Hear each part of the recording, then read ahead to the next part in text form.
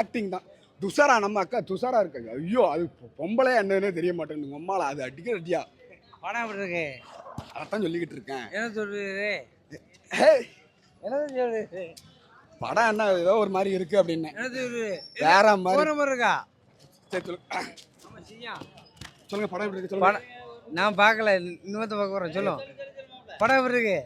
நீங்க தான் சொல்லுங்க. நீங்க தான் பார்த்து. நீங்க தான் ஆடியன்ஸ். நான் இப்போ இன்டர்வியூ எடுக்க வந்திருக்கேன். ஆங்கர். படம் எப்படி இருக்கு? நீங்க சொல்லுங்க ப்ரோ. நம்ம செய்யா. நம்ம செய்யனா இருந்தாலும் படம் தான். நம்ம செய்ய அதுல இன்னொரு சீன் சொல்லணும். என்ன சீன்? ஜட்டியோட ஒரு படத்துல மாஸ் சீன். எவனாவது ஒருத்தன் காட்ட முடியுமா? அவதான் கிங். சிங்கிள் ஷாட் அவன் எடுத்தான்.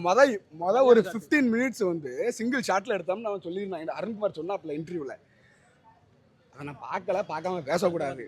ஆனா இன்டர்வல்ல அந்த ஷாட் வரும்போது நான் அந்த ஷாட் எங்கனலாமோ எதிர்பார்த்தேன். ஆனா அப்படி ஒரு ஷாட் இருக்குன்னு நான் எதிர்பார்க்கவே இல்லை.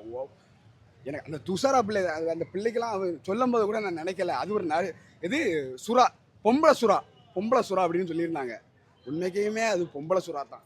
அது அடிச்சு தூக்கிட்டு இருந்தா டேப்பில் அது சத்தியமாக அதை அடிக்கடி அம்புட்டு பட்டிருக்கும். விடுங்க நமக்கு பேசிட்டு